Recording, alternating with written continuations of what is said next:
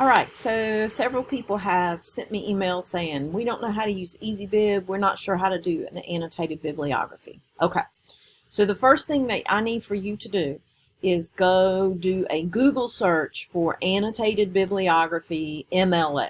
All right, use the Purdue Writing Lab. Whenever you are in an online class and you're not quite sure how to manage the assignment, or you're not quite sure what things are, start by searching for yourself. Okay, I'm happy to do this tutorial for you, but I do want you to get into the habit of seeking out these answers on your own. If you've already done annotated bibliographies in the past, that's great. And if you haven't, guess what? Today's the last day you can say you have no idea what to do. All right, so here we go. Now, I'm not a huge Easybib fan, but it is kind of it's easy, you know, and it will get the job done for you. Okay, you may have some other tools that you like to use to do this. That's fine, but I'm just going to walk you through Easybib. If you're working at school like I am today, then please understand that it may be a little slow because Easybib loves ads, as you can probably look on my screen and see over here, and you know that slows everything down. So first of all, start off by signing in. Now I'm going to sign in. You might need to sign up.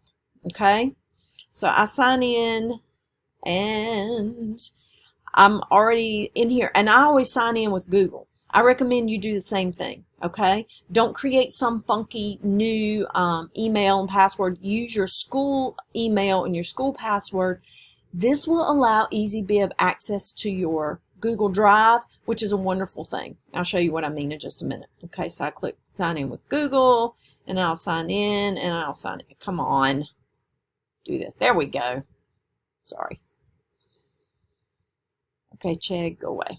All right, here we go. Then it's going to take you to the My Projects page. As you can see, I have quite a few projects. And I'm going to show you why you should create a project, okay? If you just go in and start doing a bibliography, you can't save it unless you have created this project. So I'm going to click Create Project, and I'm going to call this Online Practice Bib, just for you guys. And I do want it in MLA style 8. Okay. And look, here it is. Now I'm ready to work on it. So I'm going to open that. And I want to create a new citation. Now, if you'll see up here, it gives you lots and lots of choices. Okay. Lots and lots of choices. It is really important for you to be a smart user of information and choose the right source. Most of the things you're going to use will be a website. So let's scoot over here and let me find a website. Accounts from the McCarthy era. See how easy that is to Google? Now, I am going to not use Wikipedia because I know Wikipedia is not a reliable site, so don't you use it. I'm going to come here to McCarthyism, ushistory.org. Look at there. That is some interesting stuff. And so we're going to pretend like I read this, okay, because I know you're going to read yours. And now I'm ready to go. Well, this is ushistory.org. That looks like a website. There's a little trendy fashion down here. Let's close that ad. There we go. All right. Yes. All right. So I am in a website. Now I'm going to copy my URL. All right. I'm scooting back over here to Easybib, and I'm going to do a website. And then I'm going to paste my URL right there and click search. And they're saying, is this the right place? And I say, why, yes, it is, Easybib. You make things so easy. All right. Now, you'll notice here, these are some things that Easybib wasn't quite sure about what to do. That's okay. I'm going to show you how to fix it. So click Continue. Contributors. Now, go to the site. There's no author up here at the top. If there's not an author at the top, then we're going to leave it blank. Okay? I happen to remember they also needed a publisher. So let's come back over here and make sure. So no author, we're going to skip that. They have they have the publisher, but they don't know when it was published. So to find out your publication date, you scroll all the way to the bottom and you look for the copyright, either the symbol or the word. And this says 2008 to 2019. You choose the latest date. And sometimes in your work you will find an actual date with month, day, year. Sometimes you'll just find a year like we're seeing right here. Here's what you do. 2019. Okay. Now, at the very bottom, you'll see where it has a little button for you to add an annotation. So I'm going to click there, and a text box opens. This is where you type your annotation for this site. This source is a history page detailing the events of McCarthy's trial.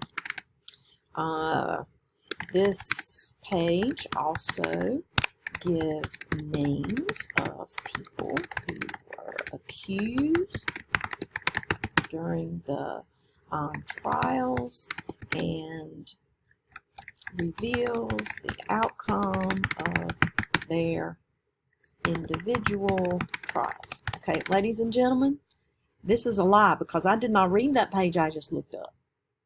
Okay, you have to read your page. You will write a 3 to 4 sentence summary of the source. That's the annotation I'm looking for. Okay, once you're done typing, you will click Complete Citation. And look, it changed to 1. There's my first citation. Now, I'm going to pretend like I need to do another one. Okay, so I'm going to come back over here. I'm going to go back. And let's say I'm going to do, I don't want to, yes, I do want to do that one. It's not a good one for your assignment. Okay, so you be smarter. This is another website. So I'm going to copy my web address. I'm going to add, what do I want to do? I want to create a new citation. It's a website. I'm going to go there. I'm going to click search. Yes, that's the one I want you to cite, Easybib, you sweet thing. And then I'm going to continue. It needs a publisher. It has a publisher. It needs an author. There is no author. All it says is history.com editors. That's not an author. That's a group of people. We leave it. When it comes to wireless, why pay for more than you need? And sometimes ads pop up. So I have that information. I'm going to click Add Annotation, and I'll go blah, blah, blah, blah, blah. Okay? Complete citation. All right, you have to view a message once every 48 hours. I'm going to pause while I view my message. Okay, so I had to watch an ad, and you will probably have to watch an ad. Just do it, okay? They're only going to show you one every 48 hours. That's why Easybib is free. So now you'll see I have 2 sources. You're going to have 3. Remember the assignment. And now I'm ready to just be done with this. So I click Export. And it gives me some options. I'm going to choose Google Docs and click Export. You'll like this. I'm going to click Export to Google Docs again. And my file is successfully exported in Google Docs. I want to view my citations in Google Docs. So I'm going to click this link. And there it is. Okay. Folks, that is how easy this is. Please do not mess with it from here. Don't change the font. Don't change the size. Don't mess with it. The only thing I would like for you to do, the only thing, is to go in and make sure everything is spelled correctly. Because in Google Docs, you'll get the red underlines if it's not. Now see here, I don't know why Google Docs did not let me know that looked funny, Maybe it thinks it's a different language.